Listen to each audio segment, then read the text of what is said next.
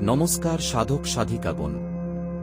আজ আমি আপনাদের সাথে শেয়ার করতে চলেছি একটি অত্যন্ত গোপন এবং শক্তিশালী ফুল ফুলেশ্বরী সাধনা।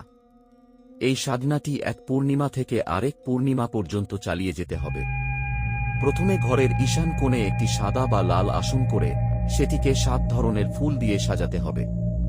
সুগন্ধি আতর ব্যবহার করতে হবে এবং সাদা বস্ত্র পরিধান করতে হবে। তারপর 7 রকম মিষ্টি ভোগ দিতে হবে।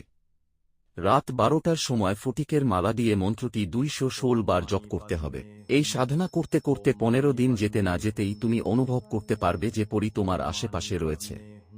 কিন্তু কোনোভাবেই ধৈর্য হারাবে না, পুরো সাধনাটি সম্পূর্ণ করতে হবে। যখন চারদিক থেকে আলাদা সুগন্ধ ছড়াতে ছড়াতে ফুল পরি প্রকাশ পাবে, তখন তাকে বাক্যে বশ করতে হবে। শরীর বন্ধ করে এবং চারদিকে কুণ্ডলী দিয়ে মন্ত্র জপ করতে হবে। এটি আমার গুরুমুখী সাধনা। এটি সবচেয়ে সহজ, সরল এবং নিরাপদ 30 দিনের সাধনা। ভক্তি এবং ইচ্ছাশক্তি থাকলেই তুমি এই সাধনায় 100% সফল হতে পারবে। এবার মন্ত্রটি শুনুন। টমটম ফুল পরি ফুলেশ্বরী আমিয়া দেখা দে মা কালীর বরে, শিগগির আয় রং রং আয় আয় শোয়া। এরকম আরও গুরুমুখী তান্ত্রিক সাধনা জানতে আমাকে সাপোর্ট করুন।